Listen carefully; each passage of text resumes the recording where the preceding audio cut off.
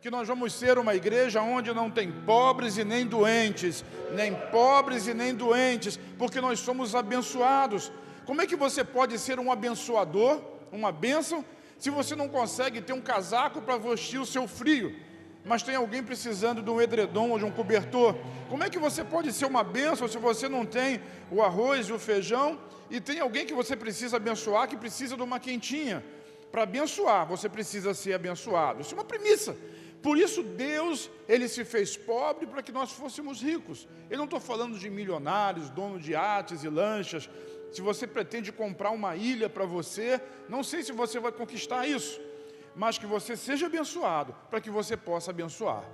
Porque a bênção de Deus, ela flui, sobretudo materialmente, através de nós. Então, se Deus te dá, você vai compartilhar, vai repartir com aquele que não tem. Nós já aprendemos sobre isso, porque é dando, é dando, é perdendo, é morrendo, vive. E essa é uma palavra de Deus sobre a nossa vida. A gente sabe que essas palavras são promessas, e já estudamos que a Bíblia possui mais de 8.000 promessas. Então cada um de nós tem uma promessa, 2, 3, 30, 5, 5.000, 8.000. Você pode tomar posse de cada uma delas. Efésios diz que todas, eu disse? Todas as bênçãos celestiais são nossas, são minhas em Cristo Jesus. Então tome posse dela, tome posse pela palavra. Tudo na palavra, tudo na Bíblia, tudo no mundo, tudo nessa criação é feito exatamente através do Espírito da palavra. Por isso lá no livro de Gênesis, no capítulo 1, diz assim: quando o mundo era um caos, a terra era sem forma e vazia, e o Espírito de Deus, digo o Espírito Santo, pairava sobre a face do abismo, pelo Espírito. E o texto continua dizendo assim: então disse Deus. O que Deus fez? Ele disse. Então disse Deus: haja. E quando Deus diz haja, acontece. O Espírito pairava, e a voz de Deus, a palavra de Deus, transformou o caos em vida. Sabe, às vezes a nossa vida está um caos, mas o que pode transformar um caos em vida? O que transforma o caos em vida é justamente o Espírito pairando sobre a sua vida, é justamente a palavra de Deus achando morada no seu coração. Se o mundo, que era um grande nada, se transformou nessa beleza que nós vemos, e melhor já foi, e melhor ainda o será, quando Jesus reinar aqui. O que Deus não pode fazer na sua vida? Pergunta para quem está do seu lado: o que Deus pode fazer na sua vida? Sabe, Deus pode fazer muitas coisas.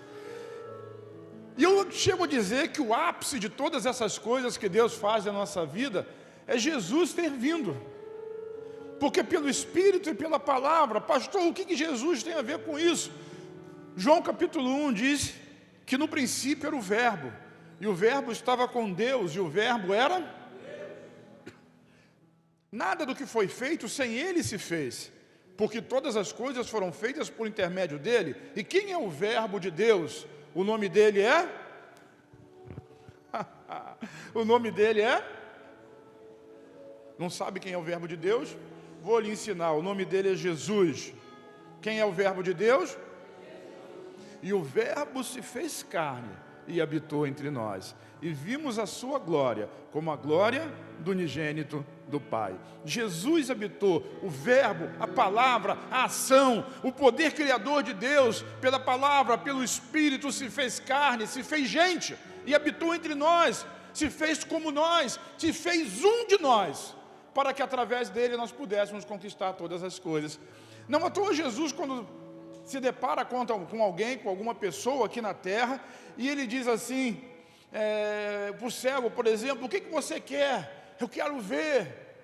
Você crê que pode ver? Então veja, seja feito conforme a sua fé. Porque Jesus, Ele é a palavra, e Ele é o poder de Deus, destinado, direcionado à mudança, à transformação e à salvação da sua vida. Eu estou dizendo todas essas coisas na introdução para dizer que Deus tem uma palavra para você hoje. E hoje Ele vai mudar a sua história. Tudo que você precisa fazer é crer nessa palavra e deixar que ela conquiste o seu coração, deixar que ela transforme a sua vida, e quando sair daqui, você vai experimentar e vai ver o melhor de Deus para a sua vida. E eu queria basear a palavra então dessa noite no livro de Tiago, na carta de Tiago, capítulo 1, versículos de 22 a 25. Vamos acompanhar essa leitura. Tiago, aqui, meio-irmão de Jesus, né, filho de José e Maria. Tiago, não o apóstolo Tiago lá do barquinho, mas Tiago, irmão de Jesus. Ele diz assim: sejam praticantes da palavra e não apenas ouvintes. Vamos repetir?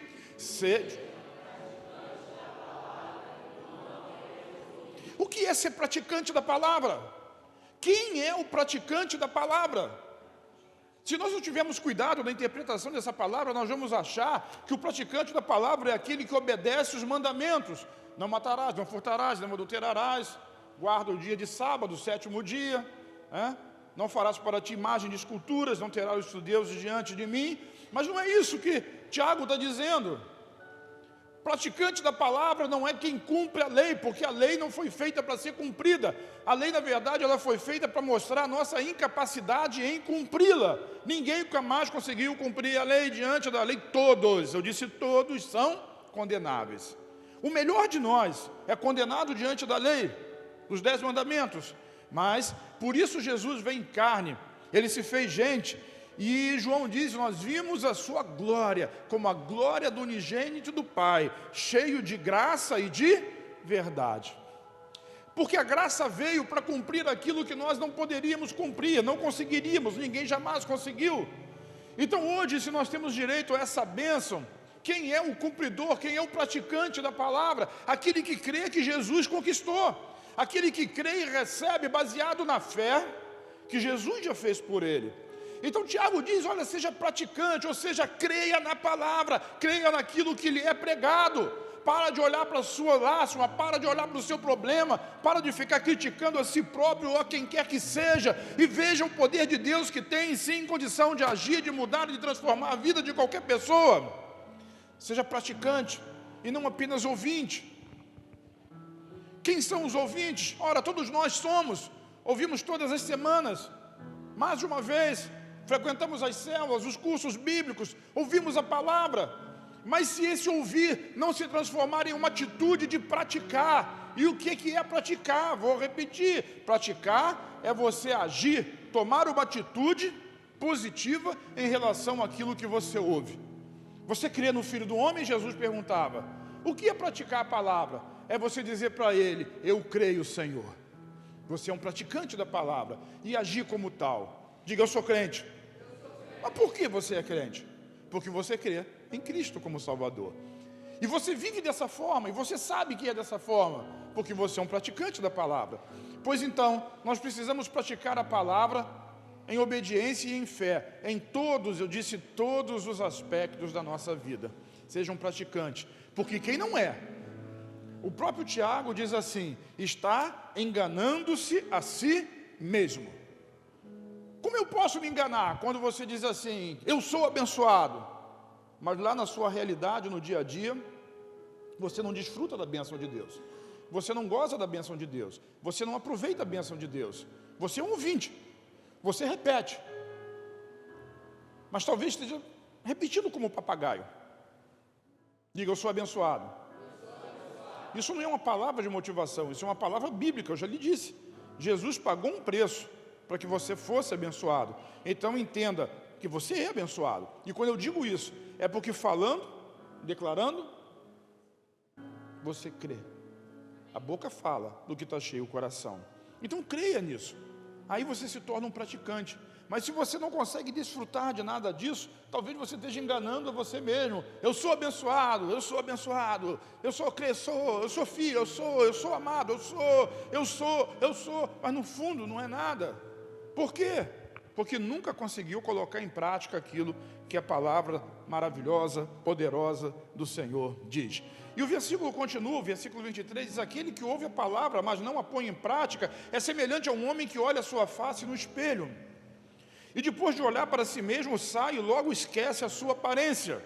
25, mas O homem que observa atentamente a lei perfeita que traz liberdade, persevera na prática dessa lei, não esquecendo o que ouviu, mas praticando-o, será feliz naquilo que fizer. Você olha no espelho, daqui a pouco já esqueceu como é que estava o cabelo, como está isso, e toda hora precisa olhar de novo o espelhinho, retocar a maquiagem. Assim é a palavra, você ouve a palavra no culto, você recebe a palavra no culto, fica empolgado, repete, declara, confessa, mas quando sai lá fora, na primeira dificuldade, no primeiro problema, já deixou de ser um praticante, virou apenas um ouvinte, esquece completamente daquilo e começa a viver a sua vida e desenvolver a sua vida no dia a dia, diariamente, cotidianamente, baseado na sua condição natural, na sua razão natural e na sua mente natural, e simplesmente esquece. Mas quando você recebe uma palavra de Deus, você precisa não apenas guardá-la no coração, mas você precisa perseverar em praticar. Perseverar em praticar, mesmo que não sinta, mesmo que não perceba, porque nós não vivemos baseados nos nossos sentimentos, mas nós vivemos baseados naquilo que nós cremos. Não é pelo que sentimos, é pelo que cremos. E às vezes a gente está no culto, mas eu não estou sentindo a presença de Deus. Mas o fato de você não sentir a presença de Deus não significa dizer que Deus não está presente, Ele está. É porque você baseia a sua expectativa e a sua experiência com Deus naquilo que você sente, e não na verdade da palavra. Deus habita em você, o Espírito Santo habita em você, esse é o selo de vida. Mas Ele também paira sobre o culto, sobre a igreja, sobre as pessoas. E quando Ele vem com força, a unção de Deus desce sobre o lugar. E vidas são transformadas, pessoas são curadas, pessoas são salvas, batizadas no Espírito Santo. É o poder de Deus, é o poder de Deus que habita em você, mas que também se move no nosso meio. Mas nós precisamos entender isso pela palavra. Hoje o culto está tão morno, o culto está morno. Não está não. O culto está quente, o culto está vivo, a presença de Deus está aqui, Jesus passeia nesse lugar, a presença de Deus ela quer fluir de dentro de você. Esse culto só está morto se você estiver morto, mas se você tiver expectativa, se você tiver vida, se você for um praticante, não se esquecer disso, está vivo, tem fogo aí, tem poder de Deus aí, tem unção de Deus nesse lugar, transformação, glória de Deus, é disso que eu estou falando. Tem algum crente aqui? Dá um aplauso a Jesus.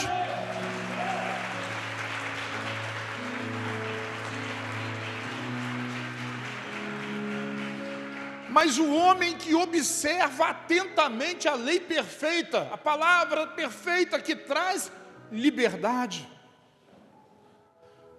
Quando nós olhamos para a lei, para os 10 mandamentos, nós vemos prisão, porque não conseguimos fazer. Mas quando nós olhamos para Cristo, a palavra de Cristo é: conhecereis a verdade, e a verdade vos... E Ele disse mais: eu sou a verdade, o caminho, verdade e a vida. Eu sou a verdade. Ele é a palavra, Ele é a verdade. Nós olhamos para Ele, essa é a palavra perfeita que nos traz liberdade. Não devemos esquecer dela, mas colocar ela em prática. Diga prática. Você sabe o que é prática, não preciso explicar. Faça valer aquilo que você aprendeu, faça valer aquilo que você crê. No dia a dia, na situação ruim, no dia bom, faça valer aquilo que você aprendeu. Hoje eu tive aborrecimento, notícia ruim, falação. E a gente sabe que, infelizmente, pastor, igreja, crente, está sempre sujeito a falação, a detratores, a caluniadores, a fofoqueiros e coisas desse tipo. Isso me deu uma indignação, me deu uma zanga, né? Depois do culto da manhã, que foi uma benção, irmão. Todo culto é uma benção. E aquela coisa angustiosa no coração, e as notícias vazam. Notícia ruim, então, é uma coisa que vaza com uma rapidez impressionante. E eu terminei de almoçar, eu fui para o quarto, fazer a minha oração, consagrar a Deus, e Senhor, que agonia! E Deus disse para mim: entrega para mim. O que diz a minha palavra? Diz que minha é a vingança, diz o Senhor, eu retribuirei. Porque eu posso pegar a minha indignação, a minha chateação e entregar para Ele. Toma. Eu entrego com nome e sobrenome. Não se engana não. Você se vinga de alguém, eu não, eu amo todo mundo. Mas quando eu entrego para Deus, eu entrego com nome e sobrenome. Toma aqui, Senhor, é fulano, fulano de tal, nome e sobrenome. Toma conta aí, toma conta, Senhor. Eu só sou pastor, mas a ovelha é tua, o filho é teu, não é meu. Porque a palavra diz isso, eu me torno um praticante. E depois o que eu faço? Sigo a palavra, em tudo dai graças. Glória a Deus, porque eu estou sendo perseguido, porque existe calúnia, porque falam mal da igreja, porque dizem isso, porque dizem aquilo, aleluia, é porque está incomodando o inferno, e cada vez que o inferno é incomodado, ele levanta alguém para poder incomodar você e retrucar você. Então em tudo dai graças, e, meu amigo, praticante da palavra, levinho, tranquilo, em paz, porque eu sei em quem eu tenho crido, e estou bem certo, que Ele é poderoso, para cuidar do meu tesouro até aquele dia. Não seja um ouvinte da palavra, porque se você for só um ouvinte, no dia ruim, e acredita em mim, dias ruins vêm para todas as pessoas, você não tem uma base sustentável em quem se confiar, e em quem pisar firme, e aonde pisar firme com seus pés. Quem está entendendo diz amém.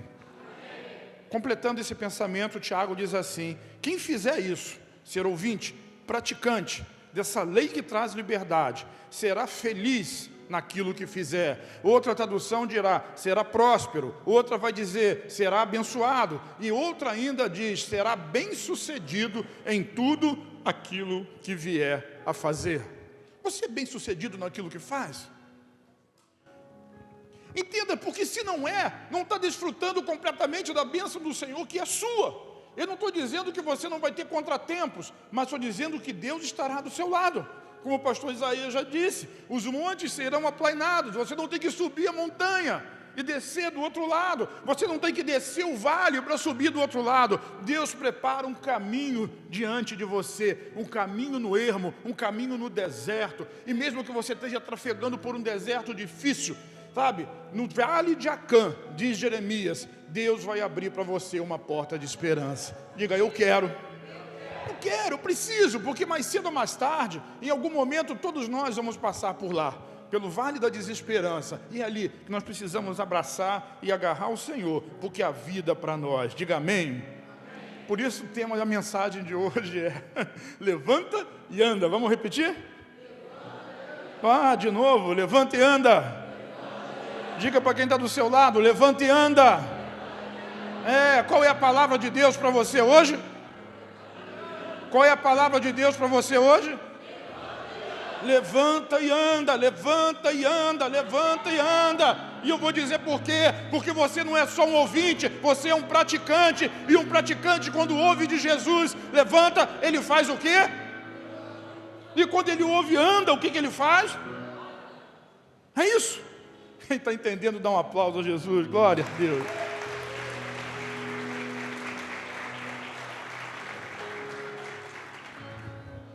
Eu aprendi algumas coisas com o Senhor ao longo da vida, e esse ano, então, foi um ano especial para alguns detalhes. Uma delas, Deus disse para mim, numa das madrugadas, aí no começo do ano, não peça por aquilo que já é seu. Mas eu não posso orar, Senhor. Não, não precisa. Se já é seu, já te dei. Para de pedir por aquilo que é seu. É como se eu sentasse à mesa, na minha casa, e na mesa da minha casa, eu me sento à cabeceira, à mesa, o Daniel senta do meu lado direito e o Tiago senta do meu lado esquerdo. Não vou dizer onde você senta. Se o pessoal não tem nada a ver com a sua vida, não precisa ficar sabendo onde você senta, né? Senta um do lado direito e senta o outro do lado esquerdo. E tem uns deles aí que se sentar no lugar deles, eles não gostam não. Sabe, eu não preciso dizer para nenhum deles assim, pode comer do que está colocado na mesa. E eles também não ficam perguntando, pai, posso pegar mais um pedaço de pé de galinha? Nunca vou fazer um negócio desse. Para quem não sabe, lá em casa agora tem uma mania de pé de galinha que eu não sei quem inventou esse negócio. É horrível. É horrível. É colágeno. Quanto mais come pé de galinha, mais mole fica, né? Não serviu para nada, né? Se pé de galinha fosse bom, a galinha não perdia o pé. Perdão. Me empolguei. Me deu até um calor. Ai, meu Deus. Mas voltando ao assunto importante, e deixando o pé de galinha para lá, eles não pedem, posso pegar mais um pezinho de galinha? Por quê? Porque é deles. É deles. E Deus disse para mim, para de pedir por aquilo que já é seu. Você está sentado à mesa, você é filho. Irmão, nós somos filhos, nós estamos na mesa. E às vezes a gente fica pedindo por aquilo que Ele já deu há muito tempo. Já é seu. O que você não fez ainda foi tomar posse daquilo que é seu. Então você não precisa, não pode ser simplesmente um ouvinte da palavra, precisa ser um praticante dela, tomando posse de toda a bênção, de toda a glória, de toda a unção, de todo o poder e de tudo aquilo que o Senhor já conquistou para você. Vamos ao texto, porque o tempo não me espera. Êxodo capítulo 14 é uma história do povo de Israel quando estava saindo do Egito. Eu não vou contar a história toda, não dá tempo, mas o povo de Israel saiu do Egito e em determinado momento ele se viu cercado. O Mar Vermelho, com o exército de Faraó, que vinha cheio de ódio no coração atrás dele. E o povo começou a murmurar, a reclamar, porque eles estavam olhando para aquela situação com um olhar natural. Sabe, a gente fica pensando como é que pode, Deus mandou pragas para o Egito, destruiu o Egito, saqueou o Egito, libertou o povo, e o povo ainda não cria no poder de Deus. Pois é, tem circunstância da vida que a gente não consegue ver a saída, e o desespero vem, e aquele povo começou a murmurar, e já queria tacar pedra em Moisés, porque é sempre assim, a culpa é do líder, a culpa é do pai de família, a culpa é do pastor, a culpa é do presidente da república, a culpa é de alguém que está na frente, nós queremos achar um culpado. Porém, Moisés, ele diz para o povo algumas coisas interessantes. O versículo 13 diz assim, Moisés, porém, disse, não tenham medo. O que Moisés falou? A primeira coisa que a gente precisa entender da palavra e ser praticante é não ficar com medo. O que Moisés disse? Não tenha medo. Não tenha medo, mas o inimigo está ali, eu estou cercado pelo mar. Não tenha medo. Então, essa é uma palavra que eu preciso praticar. Eu preciso ter bom ânimo, como Jesus disse, e não ficar com medo de situações e de circunstâncias. E Moisés acrescenta e diz assim, apenas permaneçam firmes e vejam como o Senhor os resgatará nesse dia. Não vai ser amanhã, não foi ontem, é agora, diz é hoje. Deus vai resgatar você hoje de algum lugar, de alguma situação difícil, de algum problema. Agora não tenha medo, por quê? Porque o medo é o antônimo da fé. Quem tem medo não desenvolve fé. Quem tem medo não cresce em fé. Quem tem medo não consegue desenvolver aquilo que a palavra diz. Por quê? Porque o alvo do seu medo, olha para mim, o alvo do seu medo fica maior do que o seu Deus. Seja ouvinte, mas praticante. Porque aquele que ouve e não pratica, engana-se a si mesmo. Se o medo é maior do que a promessa, você não consegue desfrutar da promessa. Então Moisés diz, fica firme, não tenha medo, hoje você vai ver o poder de Deus agindo. Os egípcios que vocês estão vendo, nunca mais vocês vão ver. O próprio Senhor lutará por vocês. E a gente precisa entender que quando a palavra é liberada, da boca do profeta, da boca do líder, do pastor, de alguém que está com a unção do Espírito naquele momento, é a própria palavra de Deus sendo declarada. Não pela pessoa, a importância da pessoa, mas a importância da mensagem, a importância da palavra, sabe? Então Moisés declarou aquilo sobre o povo, e o povo precisava apenas crer que Deus vai lutar por mim. Vamos repetir isso? Deus vai lutar por mim. A gente precisa crer, isso é uma promessa. O meu Deus, Ele luta por mim. O meu Deus não me abandona. O meu Deus está comigo no dia difícil, no dia da batalha. Ele luta por mim. O versículo 14 termina dizendo assim, fiquem calmos. Fica calmo. Porque é um outro problema, a ansiedade, o nervosismo nos afasta da posição da fé, da credulidade e daquilo que Deus vai fazer. Mas pastor, às vezes a crise é muito grande, eu sei. Imagina a crise de um exército violento vindo com sangue nos olhos, cercando você contra o mar, você não tem para onde fugir, ele vai matar todo mundo. Mas ainda assim a palavra de Deus, ela prevalece em cima da circunstância. Não tenha medo, fique calmo, o Senhor vai lutar por você. Agora interessante, é que Moisés, ele talvez num momento de dificuldade, assim, vendo aquela situação, ele diz, Senhor! E Deus responde para ele exatamente o que eu já disse. Por que você clama a mim? Está orando por quê? Diga ao povo que marcha. Tem hora que nós oramos, tem hora que nós avançamos, tem hora que nós clamamos, mas tem momento que nós já temos uma promessa. O que eu preciso é avançar em cima da palavra, porque senão eu fico como aquelas pessoas que em vã repetição ficam orando todo dia sobre a mesma coisa, o mesmo problema, a mesma questão, o mesmo assunto, e orando e nunca vê resposta. Não vê resposta por quê? Porque já foi respondido. Vira para quem está ao seu lado e diga assim: a resposta já veio. Deus não me respondeu, já respondeu. Você que não ouviu, não percebeu, não creu. Por que clamas a mim? Diga ao povo que marche. Vai lá, estende a tua vara, o cajado, estica o seu cajado sobre o mar. Você acha que o mar vermelho se abriu quando Moisés esticou lá o cajado? Não. O cajado indicava a posição, indicava a direção. Mas quando o primeiro israelita meteu o pé dentro da água, o que aconteceu? O mar abriu. O mar abriu. Congelou de um lado, congelou do outro e fez um caminho no ermo. Mas para que o mar fosse aberto, alguém precisou, levantar e andar. Sabe, se você quer que o mar se abra na sua frente, que a dificuldade cesse, se você tem uma promessa, você precisa dar o passo na direção da sua promessa. Vamos repetir essa frase? Dar o passo na direção da minha promessa. Isso. Vire para quem está ao seu lado e diga assim: fique em pé. Não precisa ficar em pé, é só uma expressão para a gente entender. Diga: fique em pé. E depois ande. Eu estou dizendo isso porque tem um texto na Bíblia, Jesus, que é o próprio verbo, a palavra encarnada, que se fez homem, que se fez gente. Sabe, em João capítulo 5, versículos de 5 a 9, tem a história de Jesus quando chega no tanque de Betesda, e ali tem um paralítico que está ali há 38 anos, doente. Olha o texto, João 5, a partir do versículo 5. Um dos que estavam ali era paralítico, fazia 38 anos. Quantos anos? Sem entrar na questão teológica, o texto diz assim: quando Jesus o viu deitado, soube que ele vivia naquele estado durante muito tempo, tanto tempo. E Jesus lhe perguntou: você quer ser curado? Qual foi a pergunta de Jesus? Quem não quer ser curado? Só quem não está doente, ou não sabe que está. E se a pergunta for: quem quer ter saúde? Todo mundo quer, porque quer ser livre da doença.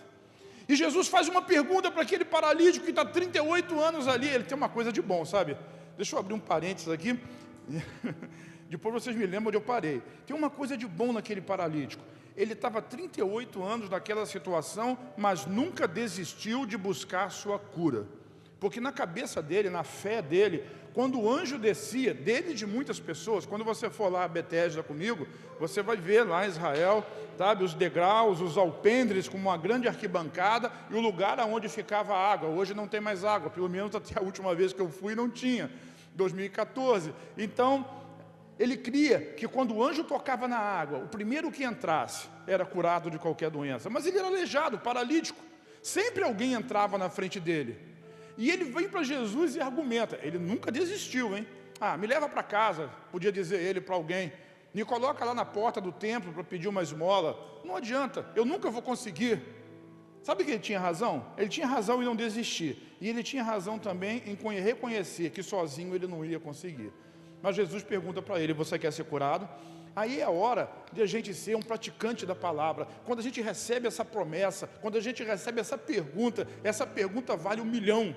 Essa pergunta vale 1 bilhão. Você quer ser curado? Você quer ser abençoado? Você quer ser mudado? Você quer ser transformado? Você quer ser sarado? Você quer ser salvo? Essa pergunta vale 1 milhão. Mas aquele homem, ele agiu como muitos de nós agem. Ele argumentou: Senhor, eu não tenho quem me ajude. Por quê? Porque às vezes nós ficamos achando e pensando que toda ajuda que nós podemos ter para romper na vida vai depender de alguém nos ajudar, da igreja entregar uma cesta básica, de alguém comprar um remédio para você que o médico passou e você não tem um recurso para poder comprar aquela receita, é alguém levar você no hospital porque você está doente, é alguém abençoar você com um emprego, é alguém dar um abraço em você quando você está triste. Sabe, a gente fica procurando sempre um recurso natural. Eu vou pegar um empréstimo no banco, eu vou procurar um agiota quando a situação está muito ruim. Não é disso que Jesus está falando. Tanto é que Jesus nem dá bola para o argumento daquele paralítico. Simplesmente Jesus diz, depois de toda aquela choradeira, levanta-te, pega a sua maca e anda. Vamos repetir? Vamos de novo? Só os homens? Levanta, pega a sua maca e anda. As mulheres? Essa é a palavra que o paralítico pegou ela. Ele esqueceu todos os argumentos naturais e imediatamente ficou curado. Pegou a maca e começou a andar. Isso aconteceu num sábado. Deixando o sábado para depois, diz imediatamente. Imediatamente depois do quê? Da palavra liberada ou dele tentar se levantar?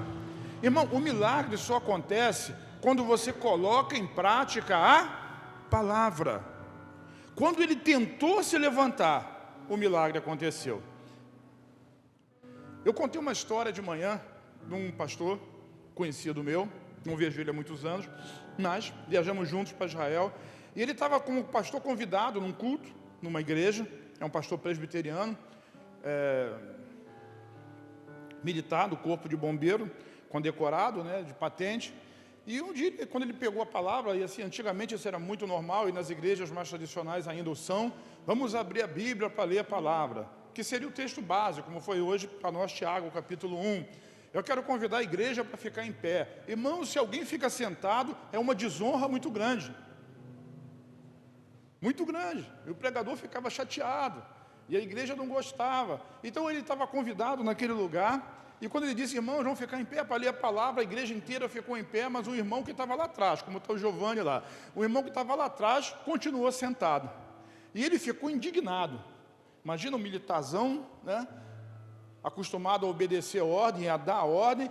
Por que o cara não ficou em pé? Irmão, vamos ficar em pé, falou de novo. E o cara nada. E daqui a pouco ele se aborreceu e disse, fulano, você que está sentado aí no último banco, fica em pé. E o cara nada, não ficava. Fica em pé, irmão, em nome de Jesus.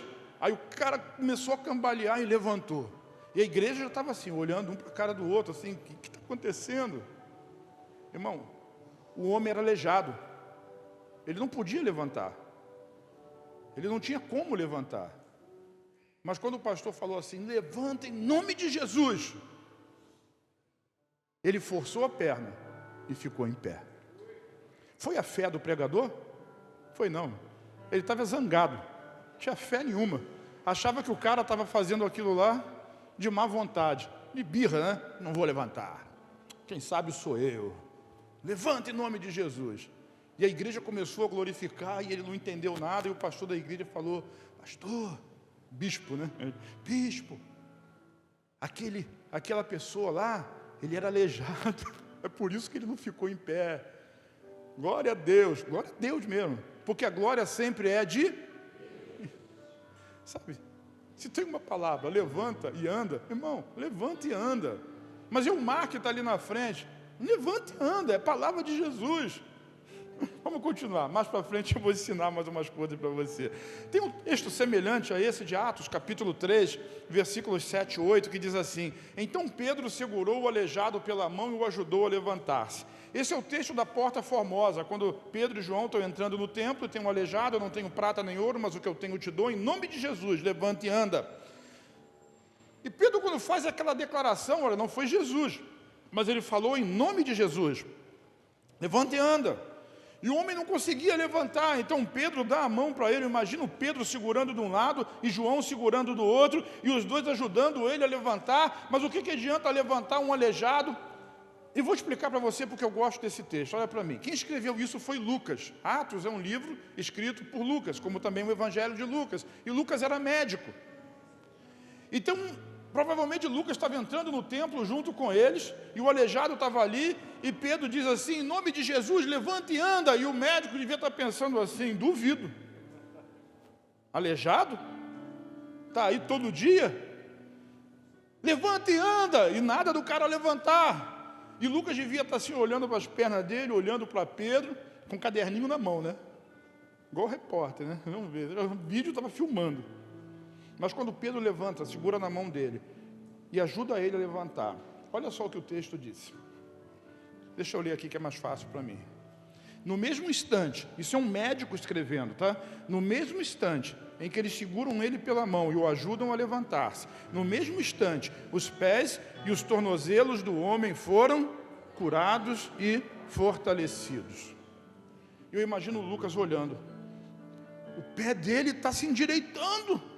Estava todo torto, agora está esticado. Não tinha músculo nenhum. A massa muscular a zero. Agora está crescendo a panturrilha.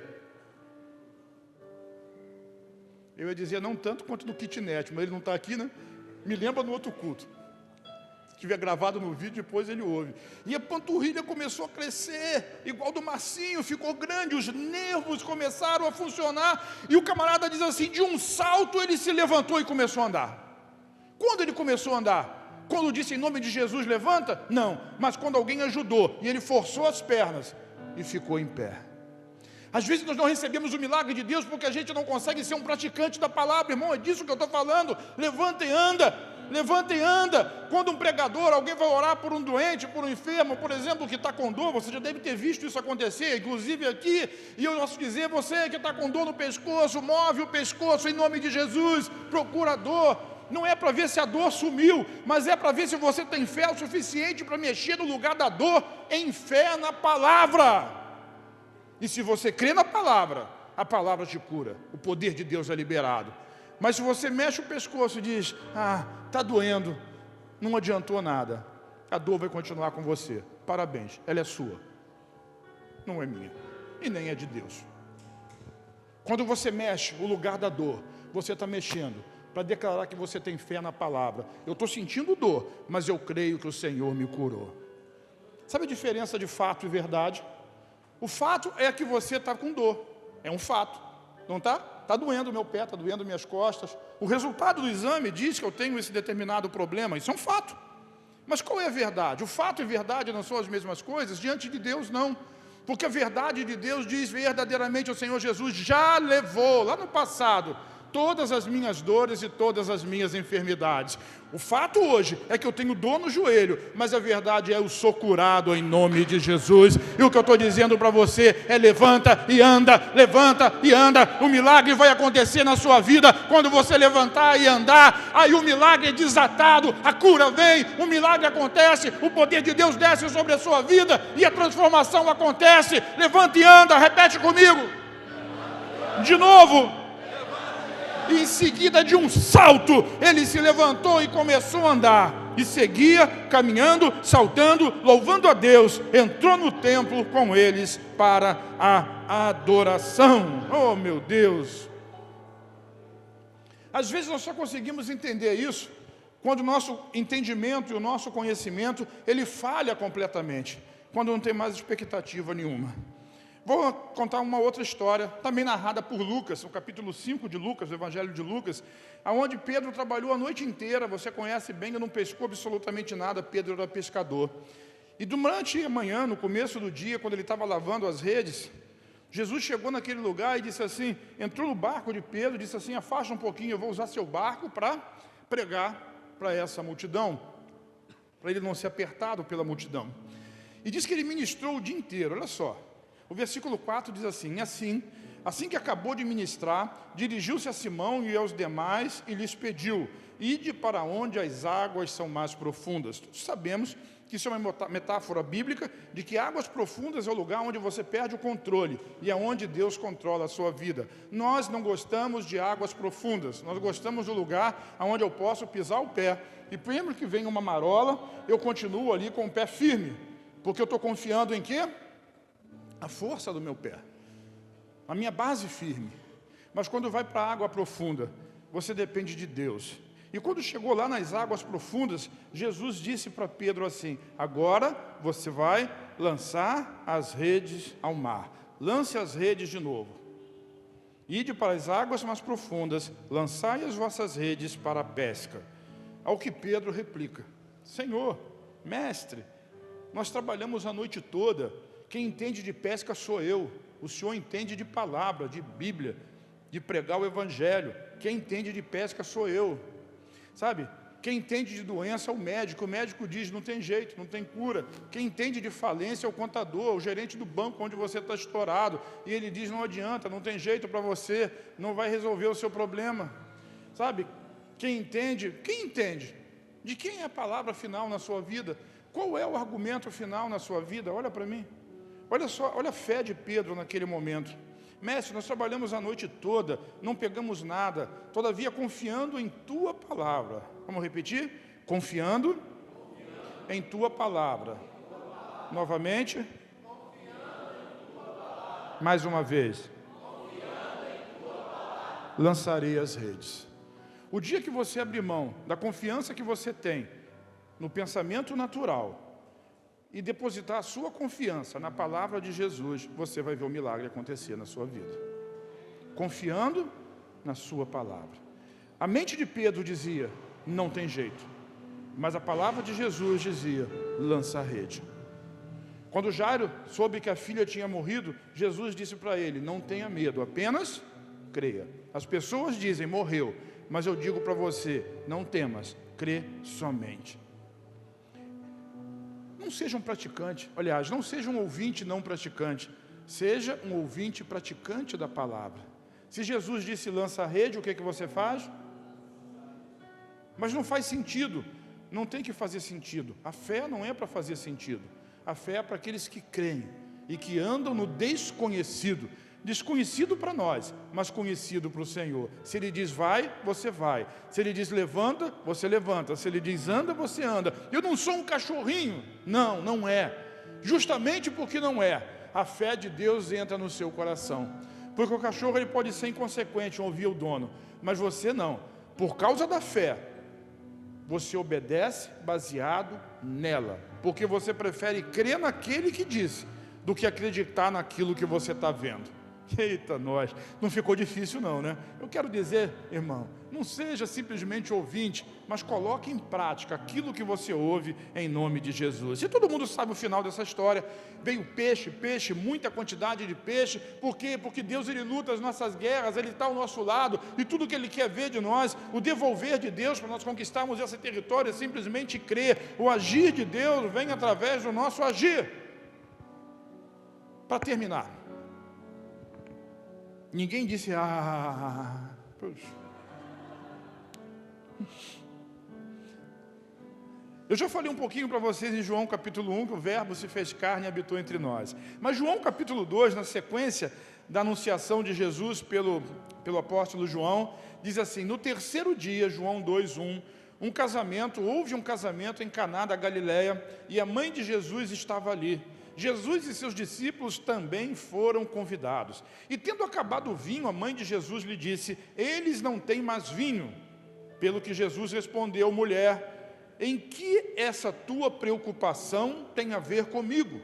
Ou, como nós diríamos, isso não é problema meu, cada um com os seus problemas. O problema é do dono da festa, não é meu problema. Mas Maria, ela traz a resposta, o conselho, a palavra, talvez mais importante, mais providencial que eu já vi na Bíblia. Mesmo Jesus dizendo, isso não é um problema meu, mamãe, isso não é um problema meu, é um problema da pessoa da festa.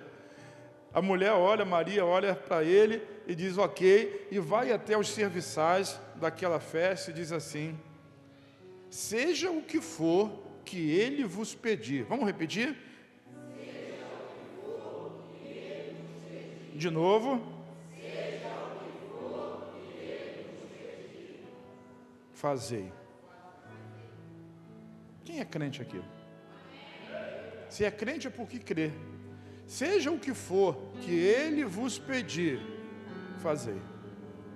E todo mundo sabe, ele disse, enche essas talhas de água. E encheram. Mas era água. E começaram a distribuir para o mestre-sala, para o mordomo, para o gerente da festa. E ela se transformou em vinho. Sabe, às vezes aquilo que Jesus está dizendo não faz sentido. Às vezes aquilo que Jesus está falando pode não fazer muito sentido, mas seja lá o que for que Ele disser para você pela palavra, a promessa que Ele lhe der, faça confiado na promessa, faça confiado na palavra, faça porque Ele vai agir em cima da palavra dEle, é pelo Espírito e pela palavra, E a senha para você abrir essa porta é a sua fé. Diga: eu creio, eu faço. Eu creio, eu faço.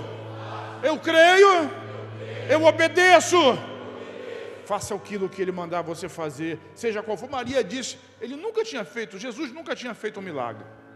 Aquele foi o primeiro milagre da história da vida de Jesus na terra. Não é lá no final do ministério, quando Ele já tinha ressuscitado pessoas, curado inúmeros doentes. Todos aqueles que encostavam nele eram curados, pessoas restauradas. Talvez ali fosse fácil de fazer uma declaração dessa.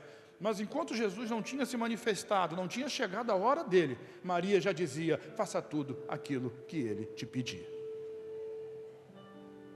Não faz sentido jogar a rede, isso não é hora de pescar, mas sobre a tua palavra eu vou lançar as redes.